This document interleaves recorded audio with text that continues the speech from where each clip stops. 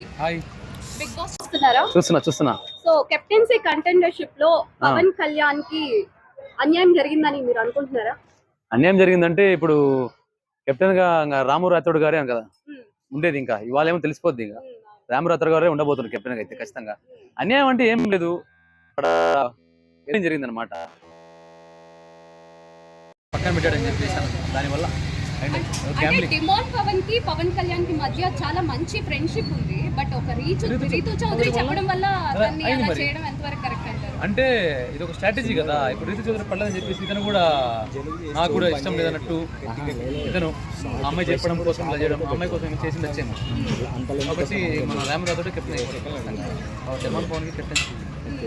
మరి ఎవరైనా game play తగ్గిందంటున్నారా? అంటే ఎవరైనా ప్లేయర్స్ ఉన్నారు కదా లోపల కంటే వాళ్ళ గేమ్ ఎవరిదైనా లో అయింది, సంజనా గారైనా లేకపోతే మిగతా వాళ్ళు తగ్గిందంటే నార్మల్గా ఉందండి. ఏదో వాళ్ళ ఆట వాళ్ళు ఆడుతున్నారు, కొంతమంది సరిగ్గా ఆడట్లేదు అంతే. తగ్గిందంటే ఏం లేదు, ఆ మూమెంట్ ఆఫ్ టైంలో సరిగ్గా ఆడట్లేదు వాళ్ళు. బ్రో అన్ఫేర్ నామినేషన్ ఎవరిది అనిపించింది? అన్ఫేర్ నామినేషన్ అంటే సంజన గారు, మాస్క్ మ్యాన్ ఉన్నారు, రీతు గారు, ఇమాన్యుల్ లేరు. రీతు చౌదరి ఉంది కదా, ఆవిడ అన్ఫేర్ అనిపించింది నాకు. రీతు చౌదరి గారు. మరి ఈ వీక్ ఎవరు ఎలిమినేట్ అవ్వచ్చు అనుకుంటున్నారు? మేబీ రీతు చౌదరి గారు అవ్వచ్చు అనుకుంటున్నారు. ఎందుకు అట్లా? ఏమంటే ఇంకా ఆమె గురించి చూస్తున్నారు కదా బయట, లేనిపోని సృష్టించడము, ఈ పీక్ మూమెంట్ లోనే తనని డౌన్ చేయడము, డౌన్ ఫాల్ గ్రోత్ ఉంది. ఇప్పుడు డౌన్ ఫాల్ గ్రోత్ ఉంది కాబట్టి తను ఎలిమినేట్ అయ్యే అవకాశం ఉంది ఈ వీక్ లో. సో తనుజ గారు ఎక్కువ అరుస్తున్నారని చెప్పి హౌస్ మొత్తం కంప్లైంట్ చేస్తున్నారు, మీరేమంటారు? స్వభావం అది, తన స్వభావం కదా. తను అరవడంలో తప్పేముంది? పర్టికులర్ పాయింట్అవుట్ చేసి వచ్చేది కూడా. ఊరికి ఎందుకు అరుస్తుంది, పిచ్చుకోవాలి అరవట్లేదు కదా. తను కూడా పాయింట్అవుట్ చేసి అరుస్తుంది, ఏదైనా కానీ సందర్భాన్ని బట్టి అరుస్తుంది. ఊరికేం అరవట్లేదు కదా, స్వభావం అది. ఓకే.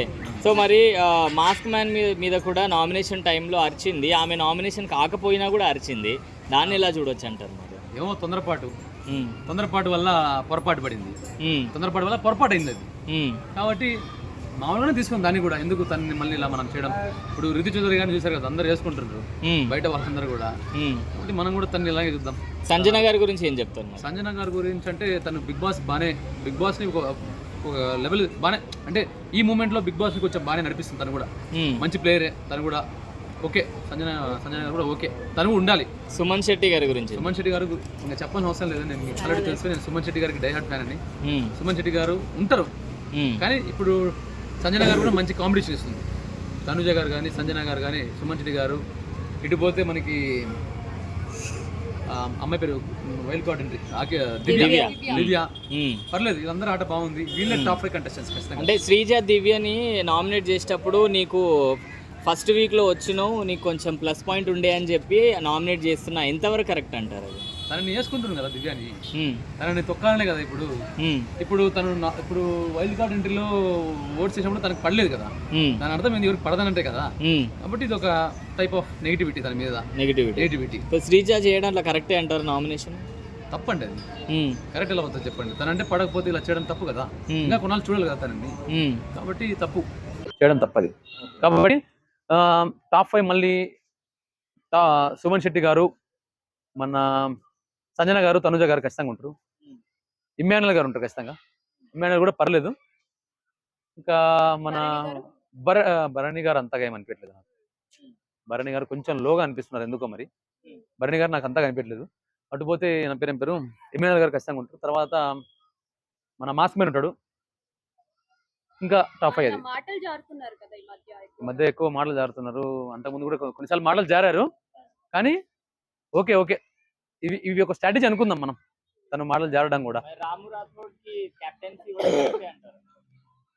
అదే ఇవాళ ఇస్తారు, ఇంకా ఇచ్చేస్తారు ఆయనకి. కరెక్టే, కెప్టెన్సీకి తను అర్హుడే, ఇస్తారు ఖచ్చితంగా. ఇప్పటి నుంచి చూడాలి ఎలా ఉంటుంది తన కెప్టెన్సీ. గట్టిగా మాట్లాడాడు, అదే అనుకుంటాం కదా. అలలు అల్లరి చేస్తాయి, సముద్రమే నిశ్శబ్దంగా ఉంటుందని చెప్పేసి. నిశ్శబ్దంగా ఉన్న సముద్రం ఒక్కసారిగా అలలతో పోటీ పడినట్టు పోటీ పడింది. కాబట్టి ఇది ఒక స్ట్రాటజీ. చూద్దాం తన కెప్టెన్సీ ఎలా ఉంటుందో. సుమన్ శెట్టి గారు కూడా ఎక్కువ మాట్లాడారు ఈ సెషన్లో. ఎలా అనిపించింది? చూద్దాం, అంటే చూసాం ఒక పులి బయటపడింది అనుకుందాం, తన గర్జించింది అనుకుందాం ఒకసారిగా, ఓకే, అది అనిపిస్తుంది మాకు. Thank you.